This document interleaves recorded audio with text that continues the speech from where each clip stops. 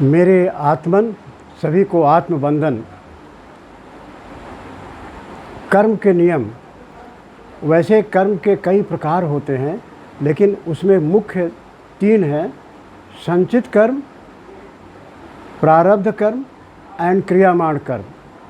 इन तीनों कर्मों को समझने के लिए मैं आपको एक कहानी सुनाता हूँ, जिससे संचित कर्म, प्रारब्ध कर्म एवं क्रियामाण कर्म ये तीनों स्पष्ट हो जाएंगे। एक राजा भोज के यहाँ एक पंडित आते हैं और वे प्रश्न करते हैं, और उनके प्रश्न 4 हैं। पहला प्रश्न है, दूसरा है नहीं, और तीसरा प्रश्न है नहीं नहीं है, और चौथा है नहीं नहीं नहीं। इसका क्या अर्थ हुआ, ये चैलेंज करते हैं और कहते हैं कि सारी प्रजा से, सारे विद्वानों से, इवन राजा भोज से भी यह प्रश्न है कि इसका अर्थ क्या है। सभी लोगों ने तमाम तरह के उत्तर दिए, लेकिन पंडित संतुष्ट नहीं हुए। और पहले ये प्रथा थी कि अगर पंडित जीत गए तो वो राज ज्योतिषी हो जाते थे या राजगुरु हो जाते थे, और जो वर्तमान राजा के राजगुरु होते थे उनको निकाल दिया जाता था। यही लालच थी जिसके वजह से लोग दरबारों में जाकर के प्रश्न पूछा करते थे।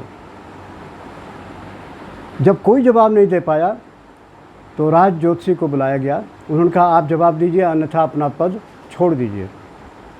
उन्होंने कहा, हजूर मुझे 15 दिन का समय दिया जाए। राजा ने कहा कि पंडित से पूछिए। पंडित से उन्होंने पूछा। उन्होंने कहा, ठीक है, मैं 15 दिन का समय देता हूँ। राज ज्योतिषी अपने घर चले गए, और 1 दिन 2 दिन जैसे जैसे समय बीतता गया बहुत चिंतित हो गए। कुछ समझ में नहीं आता कि इसका अर्थ क्या है, इसका उत्तर क्या होगा। और वो 4 रोटी, 3 रोटी, 2 रोटी और 1 रोटी खाना शुरू किया। उनकी एक कन्या थी 12 वर्ष की, जो दुर्गा जी की भक्त थी। उसने कहा, पिताजी आप हमेशा चिंतित रहते हैं और आप रात में नींद भी नहीं आती, क्या बात है? आज 14वां दिन है और 15वें दिन आपको जाना है। आप कहा कि हम 14-15 दिन की छुट्टी लेके आए हैं, तो 15वें दिन तो आपको राज दरबार में जाना है, तो समस्या क्या है, आप क्यों छुट्टी लिए हैं? उन्होंने कहा, बेटा जान करके क्या करोगे, बड़ा कठिन प्रश्न है। बोले, आप बताइए ना। तो बोले, बताएंगे तो क्या करोगी?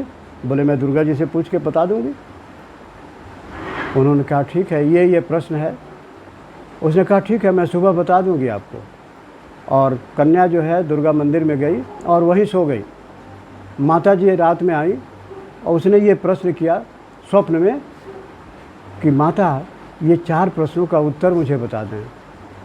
उन्होंने चारों प्रश्नों का बिटिया को उत्तर भी बताया और प्रैक्टिकली दिखा दिया कि देखो ये उसके उत्तर हैं और ये लोग हैं उसके प्रतिनिधि के रूप में। और जा कर के दरबार में तुम ही प्रश्न का जवाब देना राजा के पास। उसने कहा, ठीक।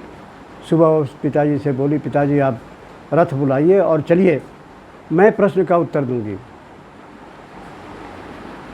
राज ज्योतिषी ने रथ बुलाया, उसमें कन्या बैठ गई, राज ज्योतिषी भी बैठ गए। और जब शहर के अंदर चौराहे पे जब रथ पहुंचा, तो रात का देखा हुआ दृश्य स्वप्न में देखा। एक आदमी जो है ऊंचाई पे बैठा है और सदाव्रत बट रहा है, भोजन दिया जा रहा है, लाइन लगी हुई है। उसने कहा कि पिताजी ये कौन है? बोले, ये नगर सेठ हैं, इनके यहाँ सदाव्रत चलता रहता है। बोले, ठीक है, इनको बुला के रथ में बिठाइए। सिपाही गया, बोले, राज ज्योतिषी जी बुला रहे हैं, आप चलिए रथ में बैठिए। सेठ जी आ गए और बैठ गए। रथ आगे चला। कुछ दूर जाने पर एक जगह नाच और गाने की आवाज़ आने लगी। कन्या ने कहा, पिताजी ये कैसा गाना हो रहा है और उसमें बाजा भी बज रहा है?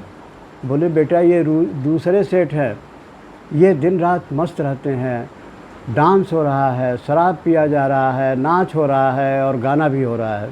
बोले, इनको भी बुलाइए, बुला के बिठाइए। उनको भी बुलाया गया और बिठा दिया गया। अब रथ जो है शहर से बाहर निकला। एक व्यक्ति नंग धड़ंग एक पेड़ के नीचे आसन जमाए हुए बैठा था। बिटिया ने देखा, उसने पिताजी से पूछा, ये कैसा आदमी है, एकदम नंगा बैठा हुआ है, पत्ता लपेट करके, ये कहाँ रहता है, क्या खाता है और क्या पहनता है? बोले बेटा ये सन्यासी है, मांग कर खाता है, पेड़ के नीचे रहता है और पत्ता लपेटे हुए है, यही इसका घर द्वार है। बोले इसको भी बुला के बिठा लीजिए। वो भी आके बैठ गए सन्यासी जी। और जब राजमहल के पास रथ पहुंचा तो वहाँ देखा राजमहल के चारों तरफ कैनाल बनी हुई थी, उसमें पानी था। एक आदमी मछली मार रहा था। बिटिया ने कहा ये क्या कर रहा है? बोले ये मछली मार रहा है। और करता क्या है? बोले वही मछली खाता है और उसको बेच करके अपनी जीविका, उसकी वही आजीविका है। बोले इसको भी बुला के रथ पे बिठाइए। सिपाही गया, उसको भी पकड़ के लाया और वो भी रथ पे बैठ गया। अब ये चारों को लेकर के बेटी राज ज्योतिषी दरबार में पहुँचे। राज ज्योतिषी ने कहा राजन, हमारी कन्या पंडित जी के प्रश्नों का उत्तर देगी। बोले कोई बात नहीं, पंडित जी ने तो खुद ही कहा है कि पूरे राज्य से प्रश्न है, तो बेटी भी कर सकती है। ठीक है, एक कुर्सी मंगाई जाए। राजा भोज ने अपने बगल में कुर्सी रखवाई। बोली जैसे आपकी बेटी वैसे मेरी बेटी हमारे बगल में बैठेगी।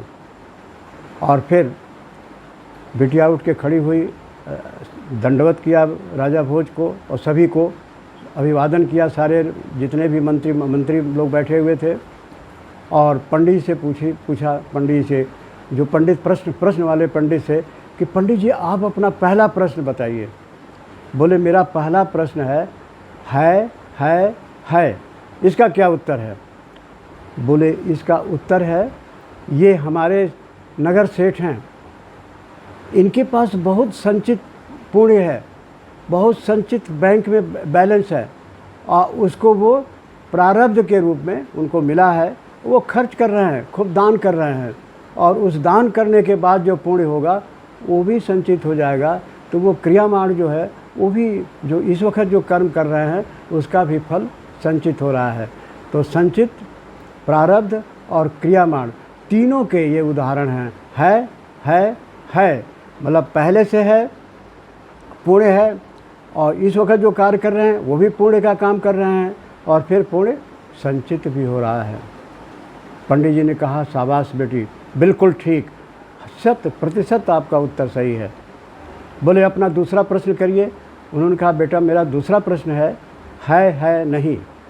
बोले ये भी बहुत आसान है, इसका उत्तर हमारे दूसरे नगर सेठ हैं, इनके पास है, इनके पास संचित कर्म बहुत है। संचित कर्म माने संचित पुण्य, और उसमें से वो निकाल करके जो प्रारब्ध होता है, जो उसमें से कुछ भाग ये खर्च कर रहे हैं, नाच गाना, शराब और खान पान, इसमें सब खर्च कर रहे हैं। तो इनके पास संचित भी है, प्रारब्ध भी है, लेकिन क्रियामाण जो कर्म कर रहे हैं वो गलत है, वो निगेटिव है, उसका पाप लग रहा है इनको। तो इनको क्या है नहीं। पंडित जी अब तीसरा प्रश्न, उन्होंने पंडित जी ने कहा कि मेरा तीसरा प्रश्न है नहीं है। बोले इसका भी उत्तर आसान है, ये हमारे सन्यासी जी हैं। देखिए सन्यासी जी जब खड़े हो जाइए, सन्यासी जी खड़े हो गए।